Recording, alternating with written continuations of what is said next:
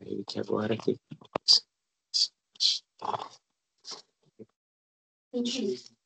Sim, acho que dá para te ver bem ali. Vamos deixar a porta aberta por enquanto. Vou avisar que sempre, em um determinado horário, o pessoal da limpeza desce pela rampa, fazendo um trovão, aí depois passa. Bom, então vamos ao nosso seminário do LAEP. É o último seminário do ano. Com muita alegria a gente recebe a professora Natasha Cimei Leal, professora adjunta do Departamento de Estudos Latino-Americanos aqui no ELA, foi professora em Antropologia da Univasf, no campus Serra da Capivara, atuando como docente no programa de pós-graduação em Política, Cultura e Ambiente. É doutora e mestre em Antropologia pelo programa de pós-graduação em Antropologia Social da USP, graduada em Ciências Sociais pela Federal do Mato Grosso do Sul, e realizou estágio pós-doutoral na UFSCar, em São Paulo. O doutorado de sua autoria, Nome aos Bois, Zebus e Zebuzeiros em uma Pecuária Brasileira de Elite, ganhou o prêmio de melhor tese em Ciências Sociais no concurso brasileiro de obras científicas e teses universitárias promovido pela ANPOX. É pesquisadora associada ao IBRIS, Grupo de Estudo e Pesquisa sobre Relação de Poder, Conflitos, Socialidades, da USP e UFSCar, e ao NUAP, Núcleo de Antropologia da Política da UFRJ, no Museu Nacional, e ao LAMPDA, Laboratório de Metodologia, Pesquisa e Documentação em Antropologia. E agora é o LAEP. E agora é o LAEP, como ela nos lembra. Foi editora associada da área de Antropologia da Revista Brasileira de Ciências Sociais, RBSS, e tem experiência na área de Antropologia Rural, Antropologia da Ciência e Teoria Antropológica, com ênfase nos temas de família, economia, agronegócio, política e relações humano-animais. Hoje ela vai nos falar sobre fruticultoras e fruticultores no Vale da Irrigação, notas sobre tecnologias, agronegócios e seus feitiços no Polo Juazeiro, Bahia e Petrolina, Pernambuco. Natasha, a gente está aqui no modo, como é que se diz, ao vivo, né? Gravando. Fica à vontade para fazer sua fala, a gente tem aí até 1 hora para conversar, pode fazer perguntas no final ou ao longo do caminho, você sabe, tá? Então sejam todos bem-vindos e bem-vindas, e a palavra é com você. Maravilha, gente. Eu preparei um texto, acho que fica mais fácil de apresentar, assim, né? Que a gente vai conversando. Então, eu primeiro queria agradecer o convite, né? Que eu acho que é de uma dupla convergência, porque está aqui no LAEP, né, que eu recentemente me integrei com colegas muito queridos, para apresentar um pouco de parte do espírito das minhas pesquisas sobre o negócio no Brasil, e igualmente para apresentar parte das atividades que eu desenvolvi durante 8 anos e meio trabalhando no Colegiado de Antropologia da Universidade Federal do Vale de São Francisco, lá na Serra da Capivara, e essa pesquisa que eu vou apresentar hoje, eu estou pouco a pouco trazendo para a UNB, né? Lia está trabalhando comigo, mas também Cíntia, uma iniciação científica. Então, o fato é o seguinte, que durante o doutorado, eu realizei uma etnografia sobre uma elite de pecuaristas brasileiros que há mais de um século vem transformando bois, através de conformações zootécnicas, estéticas, genéticas, raciais, genealógicas, de ocupação de territórios, importação de animais da Índia e feitura de arranjos políticos de parentesco, relação de poder e mercadoria,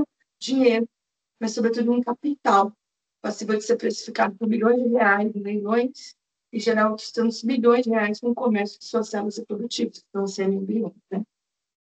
O que aconteceu com a minha pesquisa é que, de certo ponto de vista, quando ela foi construída, a gente foi embalada pela virada ontológica. E aí, meu tema de doutorado, ele sempre foi enquadrado pelos meus colegas antropólogos nas chamadas relações entre humanos e animais, ou mestre humano, né? E é sempre para isso que eu sou chamada para compor o banco, quando aparecer, porque eu acho que no fim ninguém lê o que a gente escreve. Quando, desde sempre, o problema, né, que me inquietava naquela pesquisa e me inquieta na presente é o capitalismo sobre os contemporâneos. Então, é pensar o capitalismo como modo de produção, mas igualmente como uma forma de relação que reconfigurou o mundo. E não sou eu que estou propondo isso, né? Tem um autor muito mais famoso, que eu, mais antigo, chamado Karl Marx, que tratou isso no Capital, por exemplo.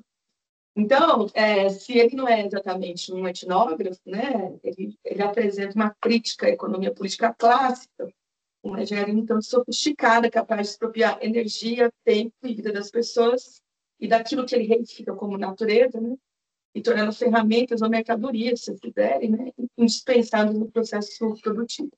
E se hoje é um consenso, eu imagino de nós, né, isso não é nada trivial, né?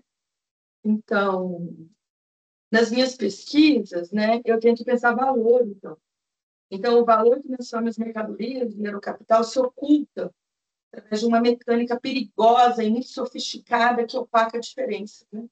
E claro que eu não estou falando, né, nunca vai encontrar isso no meu trabalho de capital constante, capital variável, não é disso, né?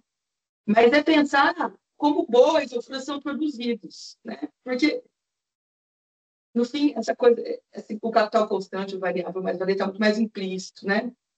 E mais do que isso, né? Para uma antropóloga, uma antropologia que se pretende etnográfica, como eu tento fazer, né?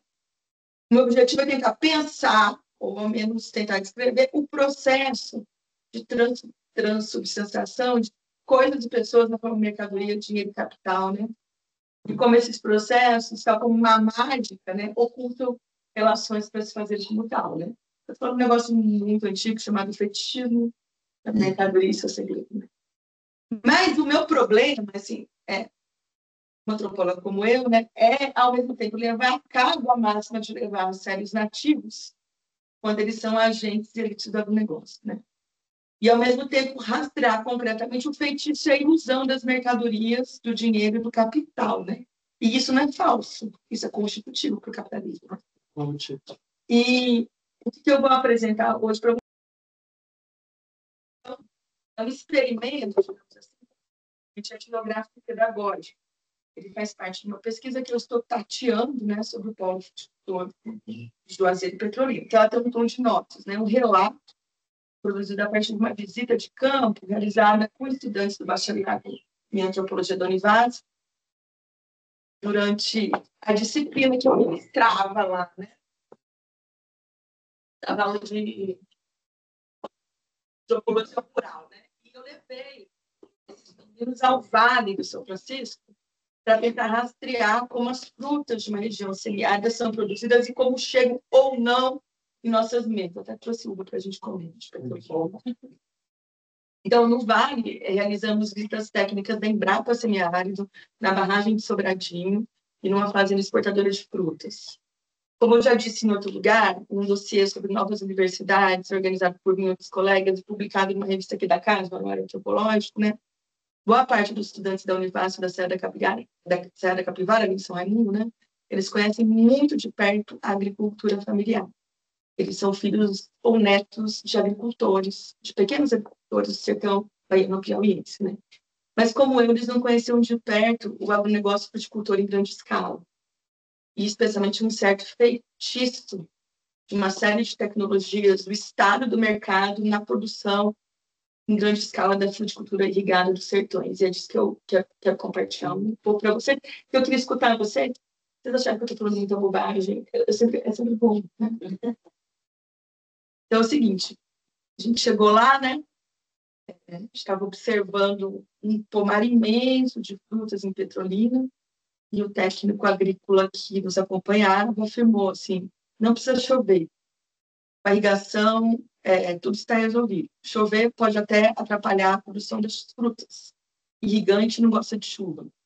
Então, tal enunciado, ele aguçou a nossa atenção. Essa fala assim, não subvertia, ao menos aparentemente suspendia, um problema clássico na literatura das políticas públicas no próprio pensamento social brasileiro, né?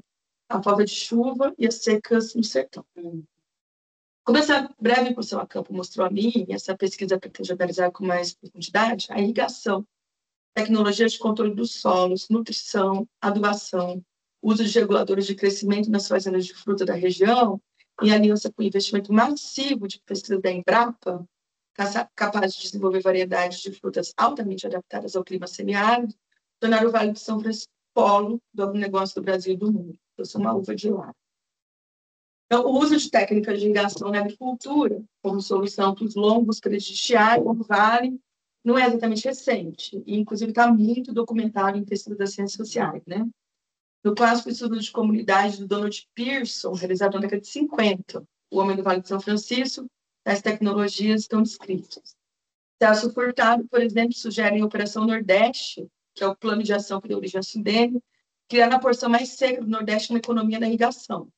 E nos efeitos sociais de grandes projetos, né, o caso de Machadinho e Sobradinho, que é de 86, ali já se gol.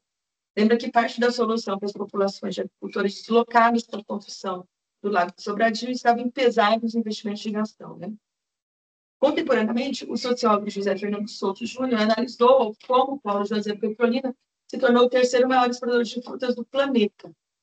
Os números suntuosos dessa exportação, cerca de 43 milhões de toneladas por ano, são efeito de um longo processo de investimento envolvendo a Sudene, a Codevasf, o Banco do Nordeste, a Embrapa, e a iniciativa privada capaz de transformar as terras secas do semiárido brasileiro em terras irrigáveis com as águas do São Francisco, né? Então, esses projetos de irrigação, eles começam na década de 40, com a criação da Companhia Hidrelétrica do Vale de São Francisco, mas ganham fôlego, sobretudo na década de 60, com a criação da Sudene, e a fundação, em 1963, de duas estações experimentais de irrigação instaladas na região, através do Grupo de Irrigação do Vale de São Francisco. Então, o Fernando Souto, né, ele analisa que essa pujança contemporânea de Petrolina ela tem pelo menos 60 anos. Né? Então, nos discursos ufanistas e elogiosos da mídia do agronegócio, todo esse projeto no Vale de São Francisco é visto com muitos bons olhos, inclusive pelos governos e pela ala mais progressista da agronomia. Né? Então, Petrolina e sua irmã Baiana de Juazeiro, separadas de uma ponte no Rio São Francisco, juntam-se uma população de mais de 622 mil habitantes, segundo o último censo, e possuem 120 mil hectares já irrigados, sendo responsáveis por boa parte da produção de mangas e uvas do país. Então, o enunciado comum, né, é que essa política de irrigação desempenha um papel certeiro na redução da pobreza do semiárido. Então, o PIB de Petrolina, por exemplo, era de 725 milhões em 2010 e passou para 5,2 bilhões em 2014. E, em razão do negócio da fruticultura ter incrementado o preço de comércio, serviços e turismo viticultor, recorrentemente são chamadas de um oásis no sertão, um bom lugar para se investir e viver, onde não há falta de empregos ou oportunidades. Eu estou citando aqui, tá?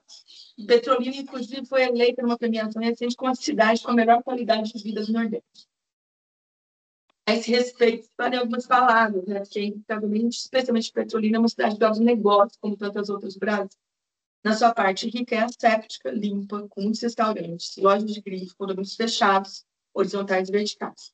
E pode-se ver muito facilmente sua paisagem nos comércios de máquinas, adubos, defensivos agrícolas, né? Há sedes de escritórios das empresas fruticultoras, gestões de produtores, propaganda de agri-show, né? Feira. Mas aí tem uma controvérsia interessante, né? Porque ali não se vê plantação de soja, ou mesmo imensos descampados de rebanhos bovinos. E muito facilmente se esquece ou se omite que ali também tem cana-de-açúcar, mas não se vende, né? O que se vende se produz são frutas, especialmente mangas e uvas, ao que se come. E segundo estudiosos da área da agronomia e gestão, devem fazer parte do comércio de commodities ou derivativos. Né? Aí, Guilherme Coelho, ex-deputado federal, ex-prefeito de Petrolina, primo do Fernando Bezerra Coelho, que é um cara que sempre está no poder, Bolsonaro, é Lula, ele está lá, né? Uma família muito forte em Petrolina, de gerações dessa elite pernambucana no poder, né? E ele é atual presidente da Abra Frutas, que é a Associação Brasileira de Produtores e Exportadores de Frutas e Derivados, que é a mais importante associação de classe de fruticultores do país, né? Em entrevistas, ele costuma diferenciar a fruticultura de outras cadeias produtivas do agronegócio. A descreve como aquela que mais emprega e, de fato, produz alimentos para o mundo. E ele, em várias entrevistas, ele usa sempre o mesmo bordão. Temos que pensar que tem gente que toma café da manhã e não sabe se vai ter almoço. É preciso aprimorar a produção de frutas. E, como me disse um dos diretores da Embrapa Semiárido, quando foi me aproximando dali, né, ele disse: fruticultura tem valor agregado. Então, tudo se passa como se a região fosse mesmo um modelo de desenvolvimento sustentável, e que a fruticultura tivesse transformado a caatinga e a vida do sertanejo, né? Mas, obviamente, esse boom da plantation de frutas na região gerou e gera efeitos para as populações mais pobres, né? Como me lembra meu colega da Univasf, o Adalto Marques, que acho que é uma figura que eu tinha que trazer aqui nesse universo do LAEP. Houve um intenso processo de expropriação de terras, disparado, num primeiro momento, pela construção da barragem de Sobradinho pela Chesf, em 78, e intensificado com a ampliação dos perímetros públicos de irrigação para a fruticultura administrados pela Poder Vasf, e com a entrada, especialmente a partir da década de 90, de uma série de empresas privadas atraídas para a região. E se isso intensificou o aumento populacional com a migração, igualmente aumentou a população carcerária e as periferias da cidade. Além de que, lembro Adalto, né, inúmeras populações camponesas de fundos de pasto passaram por deslocamento forçado e foram convertidas em desempregados ou assalariados, muitas vezes, dessas grandes empresas fruticultoras. Bom, eu gastei tinta descrevendo esse contexto para vocês, para dizer que eu vou deixar para o Adalto a tarefa de analisar os conflitos diretos entre os grandes projetos de irrigação e a fruticultura, e eu vou tomar para mim uma outra tarefa, né? Eu quero rastrear enunciados sobre racionalização econômica e tecnologia de manejo e domesticação de plantas e de águas, que eu acho que essa é uma ideia que eu estou tocando desde que eu comecei a fazer pesquisa lá, mesmo em São Raimundo, em comunidades rurais pequenas, o semiárido se domestica a água, das chuvas, dos rios, das irrigações, e como esses enunciados que são produzidos por agrônomos, fazendeiros, empresários, políticos e funcionários de Estado, que são fundamentais para o desenvolvimento do vale, de variedades de frutas adequadas às demandas do mercado consumidor interno e externo, que conforme o tipo de plantation no bioma caatinga, e chover pode até atrapalhar. Então, isso que me leva lá. Assim, chover atrapalha. Então, vamos lá. Eu estou chamando provisoriamente esse item de a pesquisa, o estado, as águas, a Embrapa e a fruticultura. Né? Então, como relatou uma estudante da Univasf, no relatório final da disciplina, né, a infraestrutura da Embrapa, com 20 laboratórios, auditórios, 140 mil volumes na biblioteca, bolsistas, estagiários, sala de reunião muito bem equipada, em que fomos recebidos pelos pesquisadores, né, não só nos deram uma grandíssima palestra, mas nos deram brindes, canetas, cadernos de anotações e um boné da Chesf, né, para nos protegermos do sol, na visita que faríamos a seguir uma fazenda experimental, mereceu muito mais destaque em seu trabalho final que o mar das águas represadas do Lago de Sobradinho, que visitamos no caminho entre São Raimundo Nonato e Petrolina, em Remanso, né, daquela música. Já está ouvindo, né? Remanso, Casa Nova, Sempre Serra, Deus pode... É esse caminho que você faz, né? Entre Petrolina e São Raimundo Nonato. Você passa por todas as cidades, né? Então, ali na beira do lago, conversamos com pescadores que eram crianças, quando a cidade foi submersa por conta da construção da barragem, e viram suas famílias que viviam em Remanso Velho perderem animais, objetos pessoais e terem que se deslocar para outras casas e regiões. A aluna também deixou de mencionar a imensa estrutura de bobinas, bombas e torres da barragem de Sobradinho, na cidade homônima, que também visitamos, em que é possível avistar do alto, de um lado, o Rio São Francisco correndo, e do outro, o rio cercado, esquadrinhado por projetos de piscicultura e longos canais de irrigação que dali chegam nas fazendas de uvas e milho. Então, a visita na Embrapa, ela fez alunos de mais estudantes se esquecerem do léxico do texto da Lígia Sigon, que eu dei para eles uma semana antes da viagem, propositalmente. Eles esqueceram que 72 mil pessoas foram deslocadas sumariamente pela Chesf para a construção da barragem. Mesmo porque um dos pesquisadores que nos recebeu começou sua fala dizendo, né, que estávamos diante do melhor semiárido do planeta e que a Embrapa ela tinha chegado junto com a Chesf como uma forma de mitigar eventuais impactos da construção da barragem e intensificar a transferência de tecnologia para as populações semiáridas. Então, agora em 25, a Embrapa, sediada em Petrolina, ela completou 50 anos, né? E conforme lembra o historiador Newton Araújo, né, e os próprios pesquisadores da Embrapa, que receberam a gente, contaram, né, ela nasce ali no Vale como centro de pesquisa agropecuária do trópico semiárido, em 75, instalado em 76. Então, é muito concomitante à barragem, né? No folheto de divulgação publicado em 79, referenciado na apresentação dos pesquisadores, o Centro nasce com o objetivo de conhecer cientificamente o meio rural do trópico semiárido, seus aspectos agroecológicos, socioeconômicos, e gerar, adaptar e difundir tecnologia agropecuária para aperfeiçoar o sistema de produção do semiárido.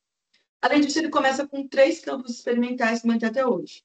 Um deles voltado com pesquisas para agricultura de sequeiro, manejo do solo e forrageiras para rebanhos, e 2 outros deles, entre eles o Bebedouro, que foi uma das primeiras áreas irrigadas de Petrolina, agora da Embrapa, né? Com pesquisas com irrigação, drenagem, fruticultura irrigada, de uva, citro, manga, graviola, pinho, pêssego, maracujá. Então, a história da Embrapa ali é transferência de tecnologia, manejo de árvore, especialmente seleção de frutas, né? E assim, isso é a menina... Assim, eu podia ficar horas falando o que eles fazem lá, né? Tem projetos muito interessantes, né? Eles também trabalham com plantas crioulas, com a diversidade agroecológica e socioeconômica. Eles mantêm ali umas 7 estações meteorológicas para o monitoramento do clima, mas é um investimento em frutas altamente adaptadas ao semiárido, que é o menino dos olhos da comunidade, né? Então, nesse centro experimental que a gente visitou, o Bebedouro, foi um dos primeiros períodos irrigados de Petrolina, que foi instalado na década de 60 pelo ex-governador de Pernambuco, Nilo Coelho, que não ocasionalmente é o avô do Guilherme Coelho, o atual presidente da Abrafruta, né? Então, ali tem experimento de uva, manga, cebola, melão, coco, né? Já adaptado há mais tempo no clima semiárido, mas também com caqui, maçã, pera, né? Com frutas de variedade de clima temperado, né? Então, a paisagem do campo experimental, uma fazenda de fruticultura com 80 hectares, é dividida em pomares com cultivares específicos, regados com finas mangueiras, né? Que são ligadas aos canais de irrigação, que são entremeadas por bombas que dissipam as águas do Rio São Francisco, através dessas mangueiras, em cada uma das raízes dos pés de fruta. Então, você vai controlando isso, né? Então, cada pomar, com uma variedade, é um experimento de um dos pesquisadores da Embrapa, né? Que, em parceria com os técnicos agrícolas, controla irrigação, poda, uso de regulador de crescimento, enxerto, e aí eles vão selecionando as variedades até o ponto ideal do clima, solo, água, suculência e aparência para o mercado consumidor. Né? As peras foi muito impressionante. A nossa conversa lá com o João, ele falou, né? Porque os caras eles estão selecionando peras há 20 anos para até achar o ponto ideal, né, da pera para ir para o comércio, para se tornar esse modelo de fruta que eu trouxe aqui, que é a Vitória, que é a uva de mesa mais popular do Vale de São Francisco, né? Ai, meu Deus, desculpa. Ela chama Vitória? Uva Vitória. Então, eu vou explicar porque chama Vitória, né? Então, ela chama BRS Vitória. Então, a sigla BRS, seguida no nome fantasia Vitória, ela indica que determinada variedade ela foi desenvolvida pela Embrapa e está no Registro Nacional de Cultivares e protegida pelo Ministério da Agricultura, né? E também pela Lei de Proteção de Cultivares. Né? Então, está em mecanismo de proteção e desenvolvimento de cultivares pela Embrapa e outras instituições privadas também, né? Com características de novidade, distintibilidade, homogeneidade, estabilidade genética, né? Um tema caro para agrônomos, pesquisadores, melhoristas, né? Porque tem uma questão de controle dos direitos de propriedade e patente. Né? E, bom, a Manuela Carneiro da Cunha, uma antropóloga, tratou disso, a Laura Santonieri também, né? Bom, a história acho que por questão de tempo eu vou diminuir, né? Porque a Vitória, ela é pequena, é adocicada, ela é muito utilizada para sucos e vinhos, mas ela tem uma história interessante, porque ela foi feita a partir do cruzamento de material genético de 2 outras variedades, né? Então, ela foi testada no Paraná e em São Paulo, mas foi no Vale de São Francisco que ela não se adaptou, né? Então, quando a Embrapa consolida essa uva e cede aos agricultores do Vale a licença de produção dessas variedades, a região se amplia. Inclusive, a narrativa dos pesquisadores da Embrapa sobre o êxito de adaptação logo de... Espera. Da limpeza. Né? Inclusive, a narrativa dos pesquisadores da Embrapa sobre o êxito de adaptação e logo de comercialização da Vitória no semiárido ela foi muito sintética. Eles falaram que era muito simples. Falou que era uma relação bem-sucedida entre genética e ambiente, certo? Segundo eles, fundamental para a agricultura. Então, tem uma quadríade elementar ali que parece suspender qualquer possibilidade de descontrole da produção. Né? Então, eles dizem assim, clima quente, seco do semiárido reduz doença. Com o uso de técnicas de irrigação, é melhor para as plantas, até mesmo que a chuva, não precisa chover. Você regula a quantidade de água. Através de reguladores de crescimento, hormônios e defensivos agrícolas, e controla quando as plantas vão produzir. Isso ajuda a gerar a produção escalonada nos pomares, que pode produzir o ano todo, permitindo mais de uma safra anual. E essa quadríade, que produz um arranjo supostamente controlado entre natureza, tecnologia e sustentabilidade, né, ecológica e econômica, é pautada pela oferta e procura do mercado externo, que produz aquilo que os agricultores e pesquisadores do Vale entendem como fundamental, as janelas de oportunidade. Então, a exportação de uva do Vale, mas também das mangas, ela se dá no preciso momento em que, entre outros países produtores de fruta e dependentes das alterações do clima da chuva, estão na entre-safra. Então, conforme sintetizou um dos pesquisadores que nos recebeu, solta o ano todo, irrigando e regulando o crescimento, vai produzir todo o tempo, e se sabe quando vai colher, escalonando a produção. Vou falar mais sobre isso depois, né? Isso oportuniza o controle das vendas e das exportações. Eu vou explicar isso depois, porque eles conseguem... É tanto controle que, assim, quando estão controlando, Peru, sei lá, Índia, produz em tal data, eles conseguem controlar para vender na entre-safra deles, entendeu? Então, bom, eu estou chamando essa última parte... Bela natureza. Eu estou chamando essa última parte, então, de um mundo sem sal. Administração das plantas da chuva e do dia, né? Bom, o tempo de desenvolvimento das plantas e variedades da Embrapa não é o mesmo tempo das grandes fazendas fruticultoras. Indubitavelmente, a Embrapa, como um braço do Estado, acelerou para o mercado o tempo da produção de frutas. Nas fazendas de produção, como na Embrapa, se maneja, se cultiva e se domestica, certamente, plantas e árvores. Mas nas fazendas, o negócio delas é lidar com as tais janelas de oportunidades e mais no sentido, né? Então, o grupo da fazenda que nós estamos, por exemplo, ele exporta uva Vitória.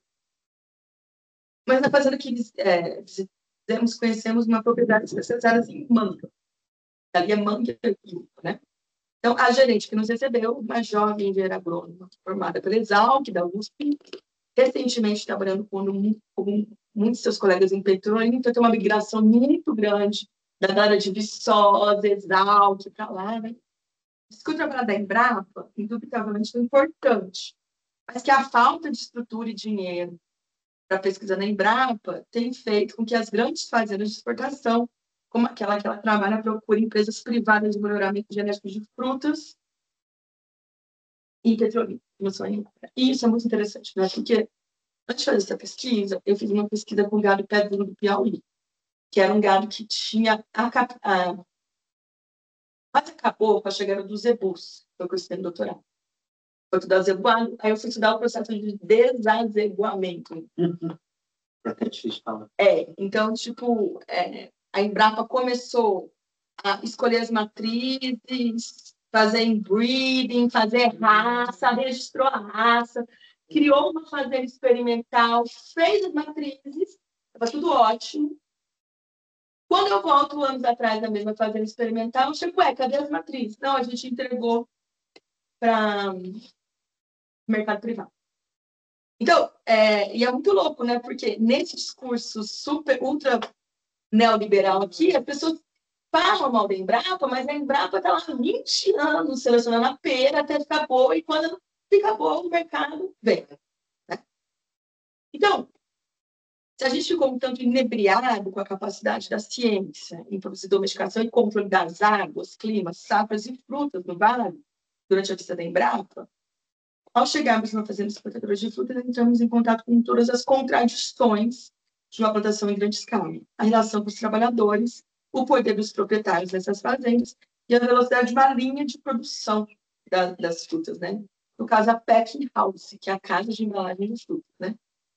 Então, os donos das fazendas que visitamos, eles vivem muito longe de Petrolina. Eles não são sertanejos, eles possuem outros negócios, né? São proprietários de uma holding com 24 empresas, entre elas a Companhia Siderúrgica Nacional. Além da Companhia Siderúrgica Nacional, eles são propriedades de um banco e de uma companhia de tecidos. Foram os tecidos que levaram eles para a fruticultura, né? Um produtor rural potiguar, na década de 80, ele quitou uma dívida com um grupo para a entrega de sua fazenda de algodão. Então, eles imaginaram que o investimento em algodão abasteceria as demandas de sua fábrica de tecidos no Ceará, mas não deu certo. A plantação foi tomada por bicudos. Foi então que passaram a investir nessa propriedade no Rio Grande do Norte, próximo a Mossoró, na seleção de mangas, também ligadas. E com vistas a ampliar seus negócios com a fruticultura, adquiriram 2 fazendas em Petrolina no ano de 2010, especializadas na produção de uvas e mangas, né? Então, essa fazenda que a gente foi era de manga, né? Então, tem um mar de pé de manga, das variedades Aden, Kate, Kent, Palmer, Tommy e Ataúfo, né? Então, nos 120 hectares, há plantas do mesmíssimo tamanho. E elas são muito mais baixas dos pés de mangas que a gente costuma avistar aqui na UNB. Elas são baixinhas, né? E eu falei assim, são novas, né? Porque elas são jovens, né? E aí a agrônoma falou assim, não, a poda contínua permite controlar a altura e evitar acidentes com os trabalhadores. Segundo afirmou a agrônoma, temos que evitar acidentes. O Sindicato dos Trabalhadores Rurais de Petrolina é muito forte. Então, naquela única fazenda, há postos de trabalhos para 180 trabalhadores que atuam nas diversas fases da produção, podadores, auxiliares de campo, irrigantes, embaladoras, né?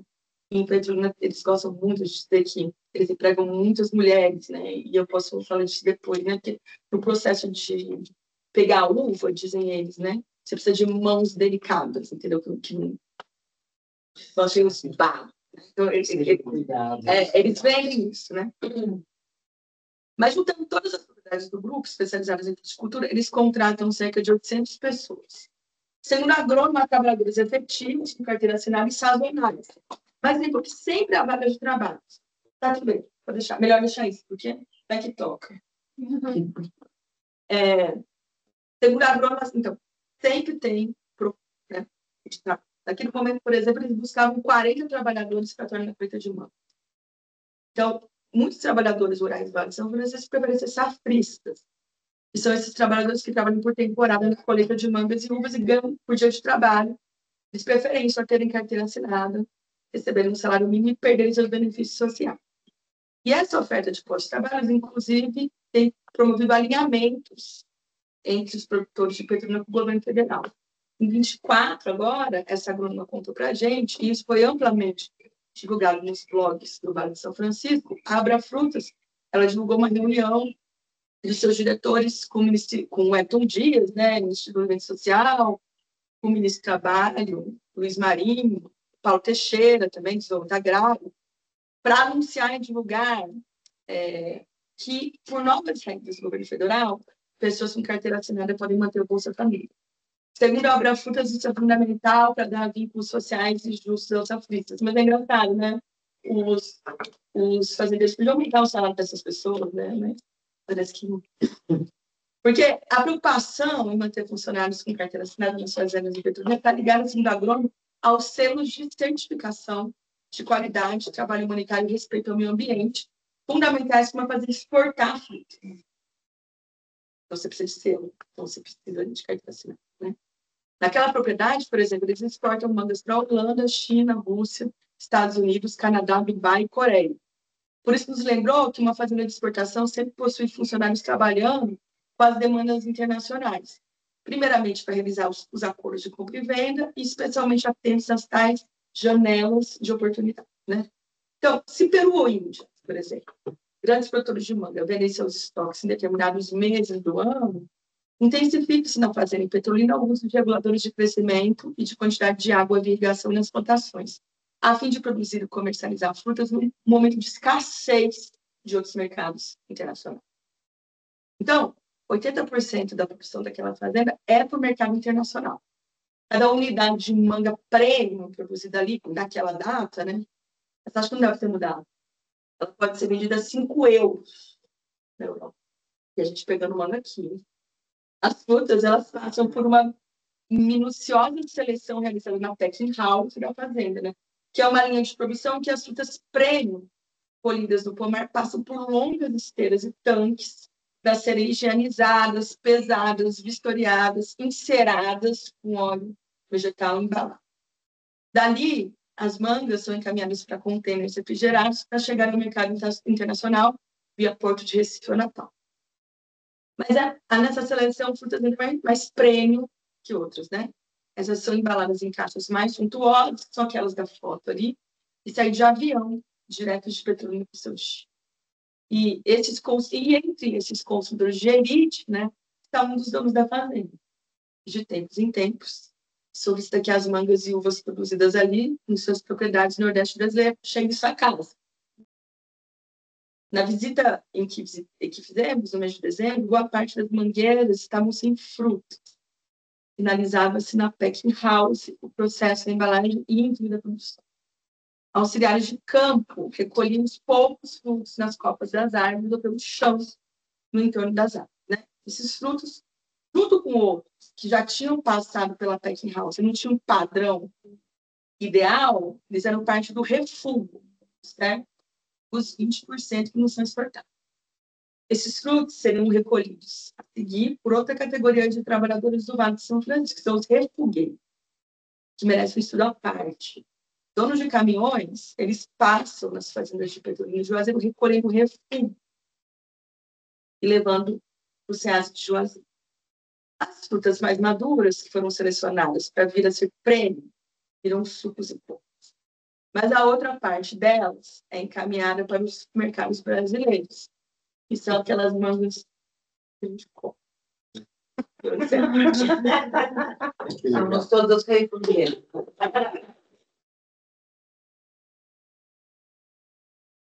Excelente, Natasha. Obrigado pela apresentação.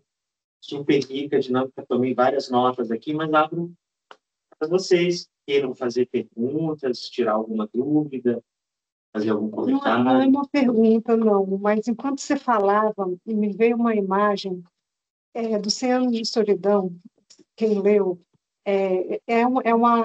eles não falam o nome, mas é o United Fruit Company, dos Estados Unidos, que se instalou na Colômbia, e eles começam a controlar tudo, exatamente o que você está falando, eles começam a controlar tudo, e não sei que Zebu dá, que eles falam e vão embora. E quando eles vão embora, começa a chover ininterruptamente, e chove ininterruptamente durante um ano, até os passarinhos começam a ficar loucos, se jogar na janela, assim, de tanta chuva, assim, acho que o Garcia Marques captou esse cataclisma de, assim, até quando você vai controlar tudo e o que vai acontecer depois, né? Mas, assim, a minha pergunta é mais no sentido dos seus alunos, que têm a experiência da agricultura familiar, né? Como é que é a experiência deles de ver esse capitalismo racionalizado com a mesma matéria-prima que eles viram, da experiência pessoal que eles tiveram, assim, uma curiosidade. Encantado, né? Assim, eu chamo de ter uma coisa de um inventiço, né? Porque é muito impressionante. Assim, alguém conhece minha água? Assim, não chove, gente, não chove. Chove, você vai ficar 8 meses sem ter uma gota de chuva, entendeu? Então, assim, ver esse controle de irrigação e poder produzir o tempo inteiro é muito Sedutor. É muito sedutor. A Embrapa é muito sedutor, né? Então, por isso que assim, preciso dizer que nos relatórios deles aparecia a Embrapa e, pô, e ali já chegou a conexão com, tipo, um monte de gente foi deslocada. Eu acho que é tanto inebriamento ali naquele mundo que todo mundo é enfeitiçado, né? Inclusive eu. Assim, no sentido... Como que você consegue? Entendeu? Tanto controle tecnológico, né? A gente fez uma entrevista agora, sexta passada, ele explicando para a gente, não, agora tem um técnico da Embrapa, economista, que ele tem um laboratório, um observatório de exportação de frutas.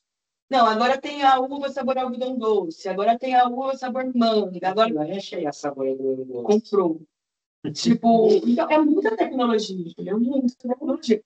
Pô, o que a gente está começando a ver aqui, né? tem um custo.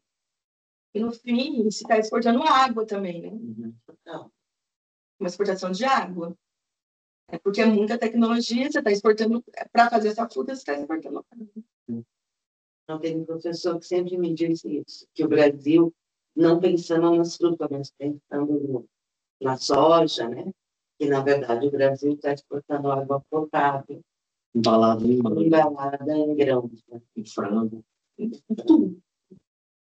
Eu tenho uma pergunta também, assim, você falou que são usadas várias tecnologias artificiais, né, que regulam tamanho e tal, a qualidade das frutas, e eu pergunto se tem alguns estudos relacionados ao impacto dessas tecnologias na saúde das pessoas que consomem essas frutas e também dos trabalhadores envolvidos na cadeia. Tem.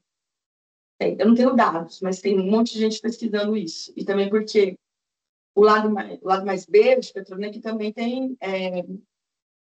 cana-de-açúcar, né? Ninguém fala disso. E tem queima. Então, a cidade também fica cheia de fuligem, né? Mas tem muita gente, várias pesquisas em sociologia e tal, pesquisando a questão dos trabalhadores, né? Ao mesmo tempo, tem esse sindicato forte, né? De fato, tem uma demanda por emprego da lavoura ainda ali, porque por hora não consegue ser toda mecanizado, não é plantação de soja, você ainda precisa de gente colhendo, né? Mas tem impacto, sim. E assim, é que assim, isso que eu falei também alguma coisa assim. É muito difícil chegar para um agrônomo, fazendeiro, e falar, tá, esse defensivo agrícola é o quê? Né? Chegar na ponta do agronegócio. Entendeu? Tipo, essa fonte tem que ser pelo outro lado, né? Não por ele, né? Vocês estão vendo? É muito delicado trabalhar com esses agentes do agronegócio, né? Mas certamente. Estão tentando passar uma lei proibindo de falar, de usar o termo agrotóxico, né? Que igual no passado não podia falar em conquista. É isso.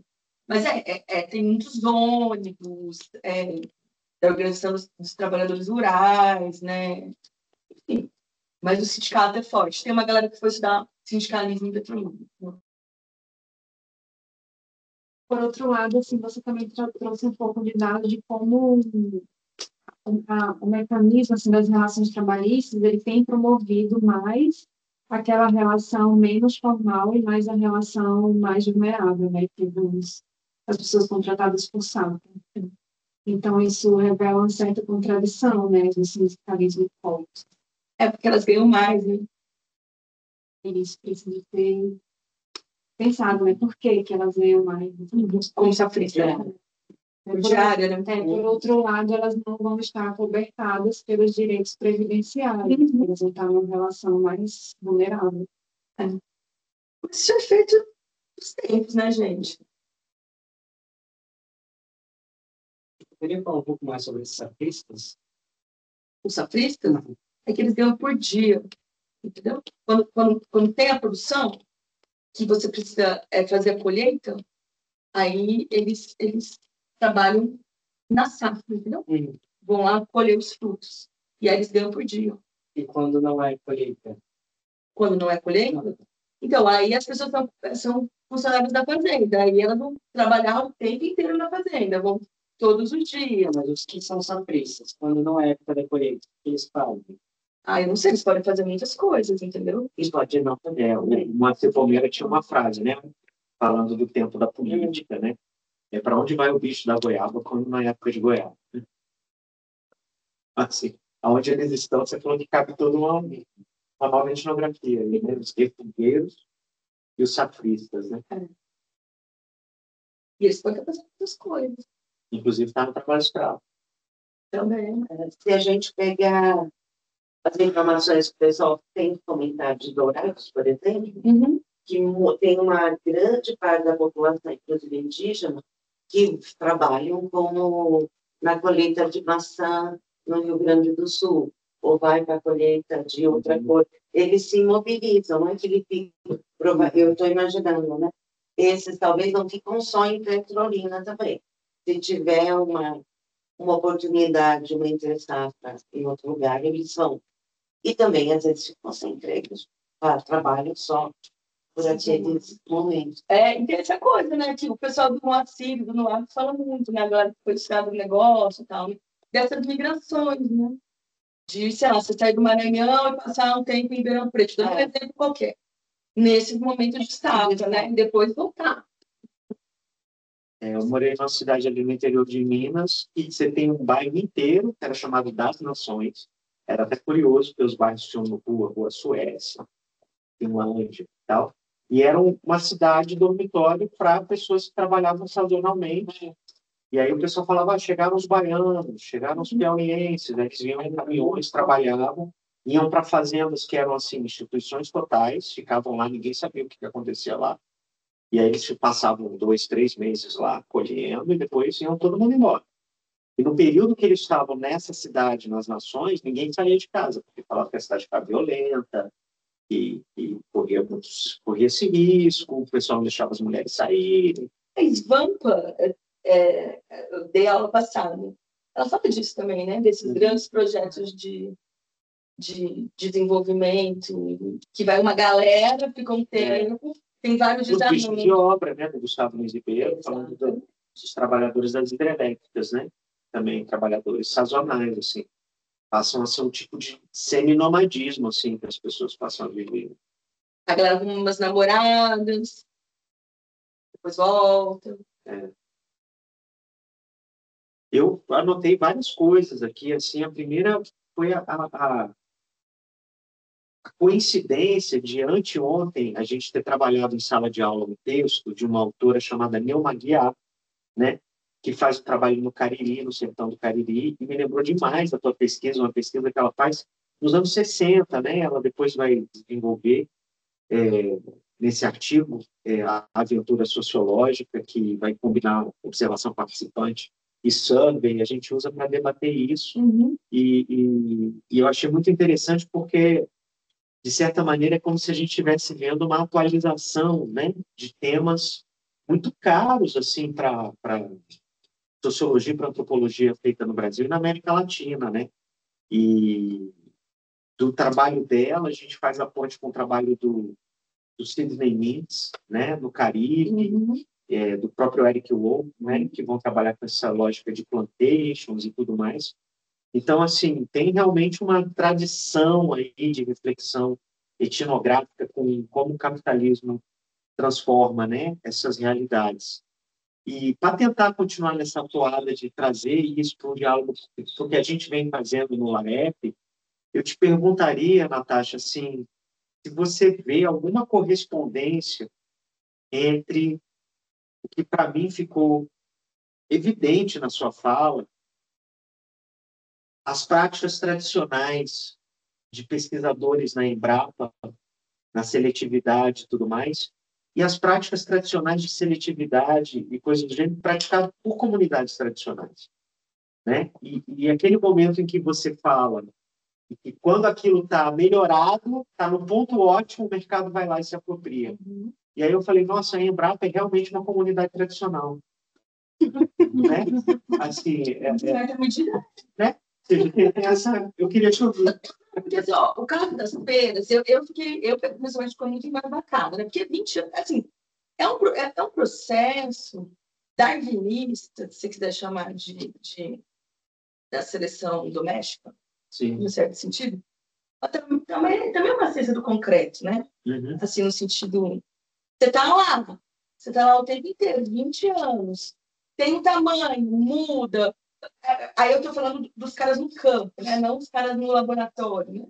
Mas os caras no campo que estão lá, os técnicos agrícolas, entendeu? Selecionando, podando, né? Misturando, aí vai, volta. Eu acho que absolutamente tem a ver com isso. Tem uma expertise de saber selecionar e criar, entendeu? Demasiadamente humano, né? Que eles estão aplicando ali. É um trabalho de 20 anos para selecionar, para criar uma variedade, né? É isso. Eu acho que é o trabalho cotidiano, de... Claro que tem é pensar para o mercado. Tudo bem. Está pensando para criar a feira ideal, de sabor, tamanho, mas tem um trabalho que é muito, muito contínuo. Muito contínuo. E esses técnicos de campo que estão subsidiando os pesquisadores, os que a gente conversou, eles eram pessoas do campo, entendeu? Uhum. Eram pessoas do campo. Agora, isso é bem interessante de pensar, né? Como eles chegam ali, é uma boa ideia. E até essa relação com o tempo, né? Assim, o que motiva uma relação tão longa, duradoura, De não desistir da de feira. não desistir, né? De estar ali movendo essa persistência. Assim. Pesquisador, mas olha a gente, né? Eles são no caso dos pesquisadores, né? São projetos de pesquisa, né? Que se misturam com projetos de vida, É. né? E que culmina nessa situação que também é muito apresentada na ficção científica, né? Bom, desde o Frankenstein até a outros temas mais contemporâneos, que tem a ver com essa obsessão por controle gerar, como a Eliana mencionou a partir do Céu de Solidão, o descontrole absoluto. Assim. Então, a crítica a essa autodivinização, né? Não, e assim, ali está Orlando, né?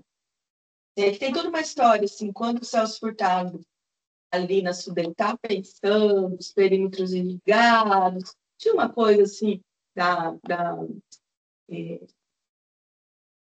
agricultura familiar. O que se pensava era combater a fome.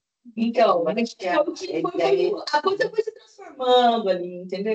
Me lembra muito do Chá, né? Porque a história é igual, não é? No sentido da barragem, São Francisco. E na escuta que a gente não foi feita a escuta já. Mas quando a gente fez o seminário com a Coine, o que o Tuxá relatava, o Dinaman, ele relatou de lembrança dele, porque para eles o rio tinha as grandes pescarias, né? Então, eles, longe do rio, a geração atual, perderam as técnicas de navegação, construção de canoa, e que as pescarias eram uma forma de resolver conflito interno, que eles passavam, tinham atrito, quer saber, vamos, o grupo ia pescar, ficava, sei lá, 2 meses fora, voltava, estava tudo resolvido, fazia festa, né? Então, acho que aí também tem uma coisa da terra, né? Isso que você falou lá dos anos 70, do ditadura militar. Exatamente. Então, o agro com a terra é um negócio assim, colado. Né? Depois eu fico pensando, uva, pera, né? Tudo fruta que não é dali. É muito engraçado isso, né?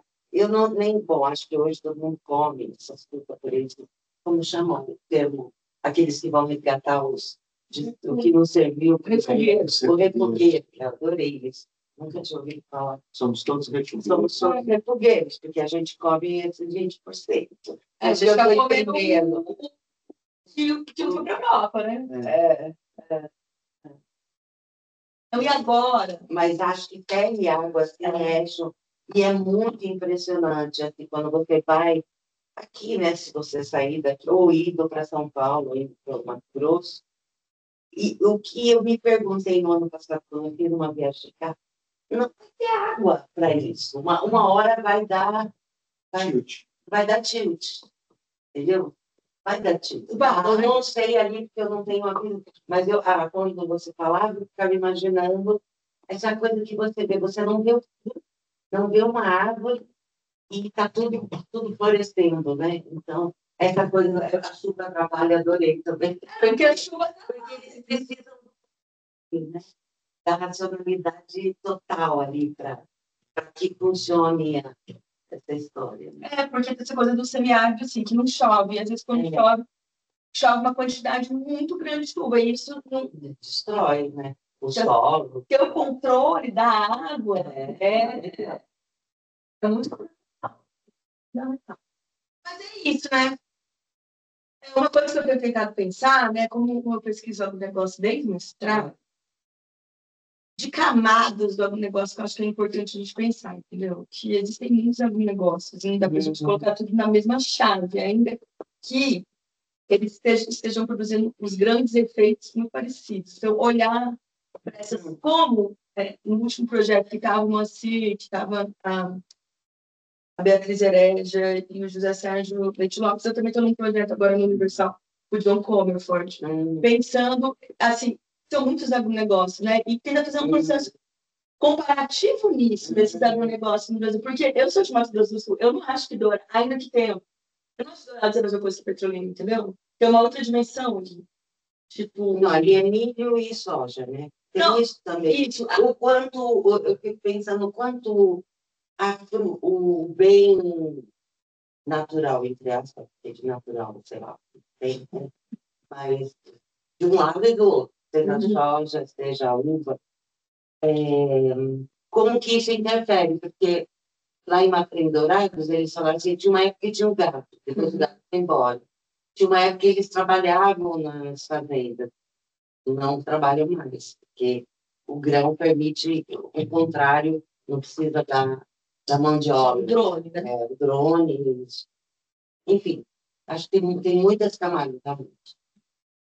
Mas continua, porque eu não sei fazer essa comparação, porque eu não conheço Petrolina. Em relação ao que é o agro em Dourados, por exemplo. Você não vê esse estampado de longa duração, entendeu? Tipo, as fazendas... Então, a imagem é outra. A imagem é outra. Ainda a paisagem, ainda está cheio de problemas também, entendeu? E é por isso que os governos progressistas, os agrônomos, muitos agrônomos progressistas, vêm com muitos bons olhos.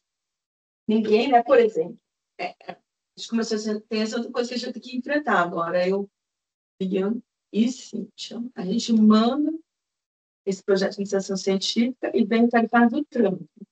Sim, eu ia te perguntar. E aí os caras... Eu me lembro que teve a crise da manga, né? A crise da manga. Os caras diretamente afetados, essa figura que o Guilherme Coelho estava na Globo News o tempo inteiro, já tem que mudar. A Cíntia teve que mudar para fazer, para acompanhar essa coisa, né? Do tarifaço. E aí é muito interessante, porque semana passada a gente conversou com um agrônomo, né, que tem esse pesquisador em Embrapa, que tem esse observatório de exportação de manga e uva, era super gente boa. Ele falou assim, eu fui consultado pelo governo. De uma hora, o que faz? Eu falei assim, não, simplesmente, se cada brasileiro comprasse uma manga,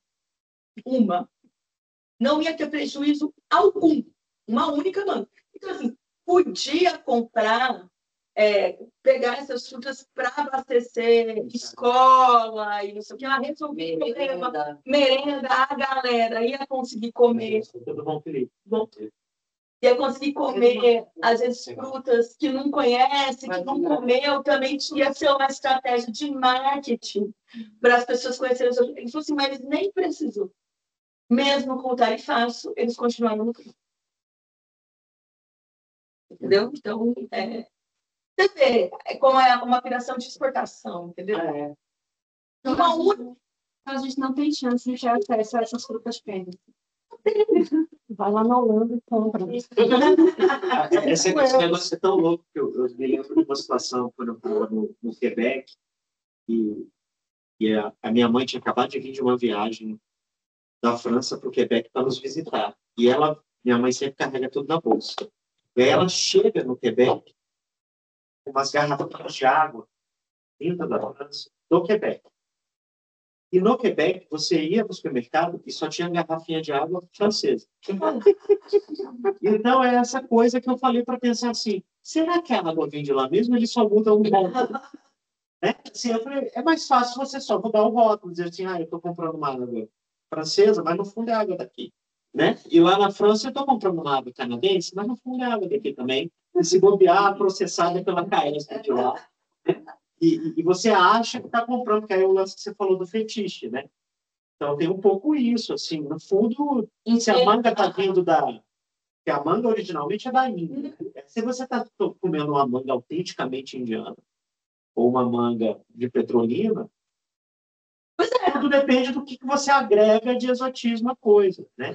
E aí a pergunta que a Elaine me levou a fazer aqui, porque acho que vocês, na troca de vocês, falaram já de duas possíveis respostas para essa pergunta, que é quais alteridades esse capitalismo está construindo, né? Uma delas você falou, assim, são vários agronegócios, né? E a outra é esse exotismo da fruta mesmo, assim, de... A gente está falando de caatinga, mas a gente não está falando de nenhuma fruta de lá, né? Tem, né? E que já teve melhoramento genético de milhões de anos, né? E o que você perguntou antes, Cristian, a questão é que a Como é gente que perde aquela pergunta que você fez antes, porque você perde o que tem. Tem um monte de fruto que a gente nem conhece, que é típico da caatinga, que eles comem, que eles adoram. E isso vai sumir. Porque tem que comer a uva pera, a uva vitória, doce. uva relocante. Então, essa é uma loucura. Funciona, ao invés de tentar o relocante necessariamente. Dei o apelido Colã já. Não, e foi que esse cara falou pra gente, tipo assim, cara, para produzir isso é muita tecnologia. É muito dinheiro. E é muita água. Muito dinheiro e muita água. É muito dinheiro e muita A água. fruta mais cara também. E a fruta, do ponto de vista da economia, né? Fica mais cara, entendeu? Você não consegue competir, talvez, com a Índia. Só consegue no momento que a gente sabe.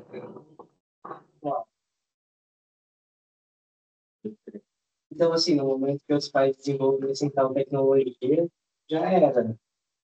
A gente só consegue enquanto a gente tem essa tecnologia muito mais custosa e única.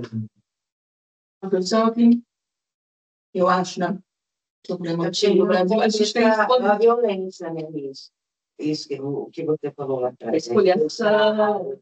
Deslocamento. A gente não computa, isso nunca entra. Não, isso que eu te dizer, nunca entra. E, tipo, eu acho que o Brasil compete com a expoliação de terra, entendeu? Com a expulsão e com a exploração de meio ambiente. É aí que a gente vence.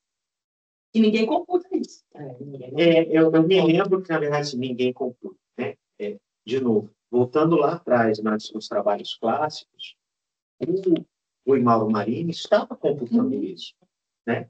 Só que ele não tinha a formulação, que eu acho que a tua pesquisa com a etnografia permite deslocar, que antes tinha essa divisão de trabalho, que os cientistas sociais iriam para uma realidade como essa e olharia só para as relações sociais, né? E as relações de trabalho, principalmente, que era o grande viés. E isso permitiu ao Marini desenvolver a ideia de sobreexploração, né? Depreciação de salário e tal. E o que você está trazendo? Uma sobreexploração da natureza, né? Ou seja, o que gera o lucro? Essa desvalorização total da água, como a gente vai pensar como um recurso, mas a água como um elemento natural que está ali totalmente sobreexplorado. Então, a gente precisaria atualizar essa linguagem conceitual do Marini, né?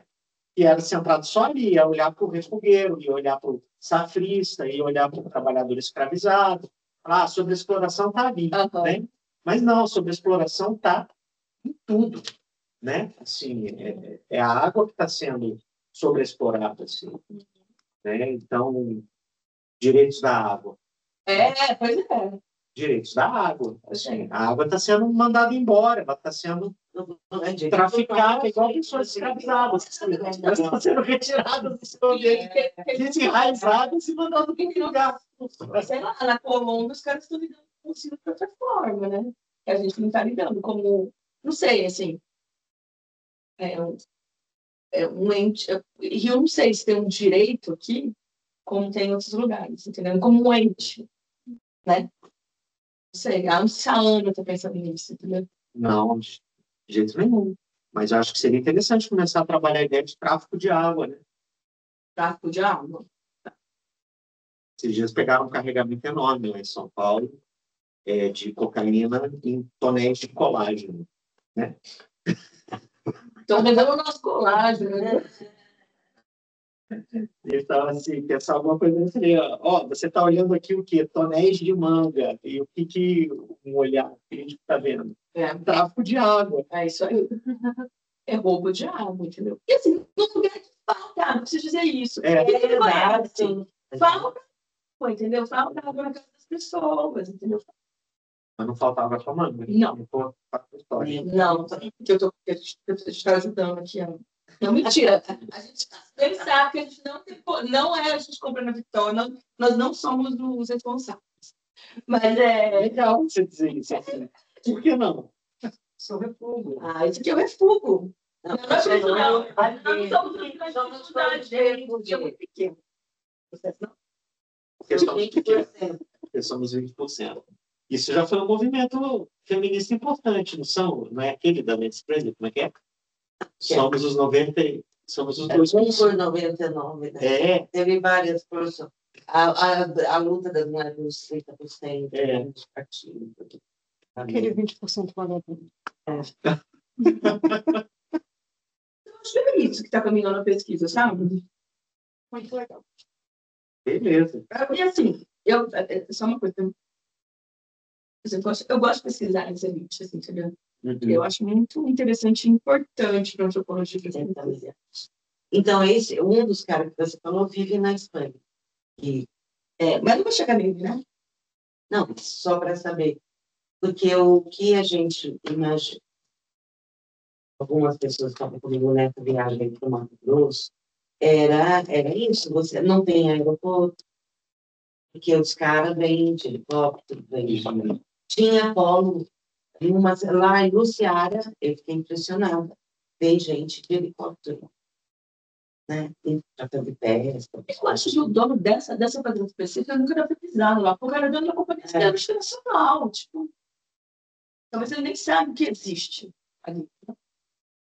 Para ele é uma aplicação, igual a gente tem a aplicação do banco. Isso, uma poupancinha. Porque é uma escala de dinheiro que é. No doutorado, eu entrevistei gente muito rica, entendeu? Mas eu acho que eu não estou mais com essa disposição, porque eu acho que o Brasil mudou muito, assim, tipo, o que eu podia fazer enquanto antropóloga, naquele momento de conciliação geral de governo Lula-Dilma, eu acho que isso acabou.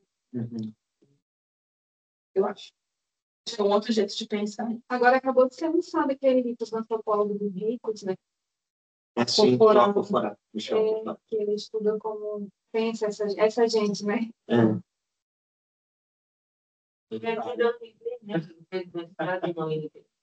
Sim. Então não deixa de ser interessante, assim, eu acho que a maneira como eles se organizam também nesses processos todos para nos historiar e a forma como isso reflete na forma de vida deles. Mas eu queria também falar do Joio do Trigo que eles lançaram uma pesquisa, né, sobre essa exploração das empresas fruticultoras lá no nordeste do país. Ele faz também uma água e das relações trabalhistas. Eu escutei o podcast. Eu fiquei muito curioso para te ouvir um pouco falar dessa inserção que você faz no teu campo, o tema das genealogias e do parentesco e tal. Pegar uma fala da Helena dizendo que parentesco é tudo, né? Então, eu também, eu sou da gente, eu acho que parentesco é tudo, entendeu? Aí, essa parte das frutas, da produção das variedades, é um negócio que eu pensava, entendeu? De produzir genealogias de produção, tipo, que variedade cruzou com essa encontrou com essa para produzir essa, sabe? Tipo, porque que é um processo de seleção, assim, né? Como se faz isso com gado, né? Eu falei muito disso no meu doutorado, assim, né? Como é que você vai produzindo uma raça, né? Como você vai estabilizando a partir dessas misturas. E aí, no caso dos vegetais, são as variedades. Tem absolutamente tudo a ver com parentesco, né? Eu sou muito obcecada com o tema da genealogia, porque eu volto para isso, porque na pesquisa anterior, então, doutorado, o gado pé duro no Piauí, e aí eu fui estudar uma pequena comunidade camponesa de São Aminato, e eu fui pensar a relação deles com a água. E eu fui pensar o uso de cacimbas, né, que são poços profundos.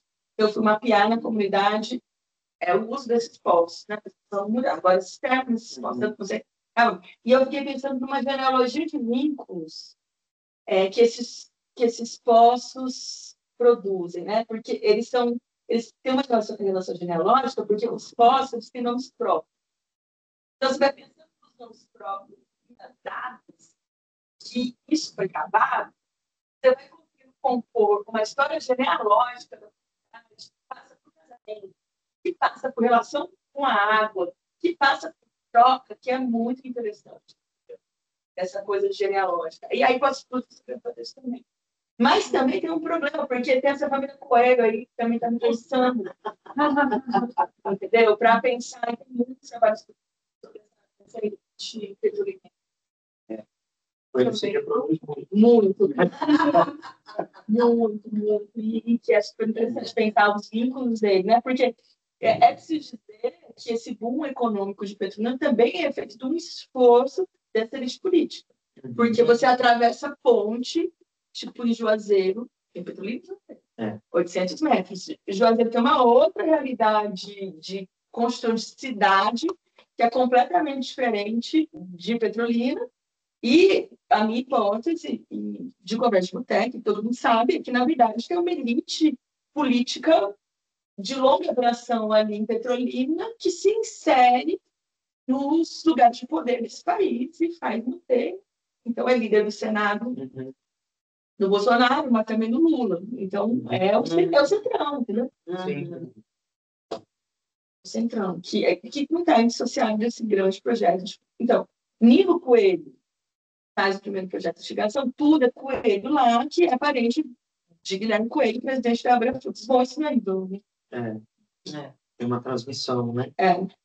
De herança, de poder, de influência, né? Legal. Pessoal, excelente a conversa, sim, mas vocês querem fazer mais algum comentário? Está com tempo, senão vamos encerrar a gravação ali. Não sei se o pessoal que está online quer perguntar alguma coisa, se deu para acompanhar. A Laura, agora a Cláudia. Tudo bem, gente? Eu gostei, viu? Vocês me colocaram questões importantes. Que bom, que legal. É o LAEP, assim, a gente, quando se encontra, tem umas tempestades de parpite, como se diz. Isso é bom. Então, gente, vamos encerrar por aqui. A conversa continua agora com o lanchinho. E a gente vai ter uma nova atividade agora só no ano que vem, de preferência no formato agora de laicizado, né? Com a chegada do Felipe, da Natasha, da Helena. A gente vai tentar reformular um pouco as nossas linhas de atuação, nossas atividades. Então, para o ano que vem, a gente vai fazer isso. Pensar também em novas formas de coordenação, né? Pensar em coordenações também mais colaborativas e assim por diante. Então, tudo isso está reservado como novidade para o ano que vem, não vamos dar spoiler agora, né? E sintam-se em casa, precisando vir, né? Para estudar, usar esse espaço, vir aqui no Ela para passar o dia aí, já que tem que ficar na UNB. A casa está aberta para vocês também, tá joia? Camille, Liam e Luan, né? Então, muito bem-vindos vocês, tá joia? Então, é isso, pessoal, valeu. Ótimo, obrigada, gente. Vou pegar um café ali, será que tem? Tem,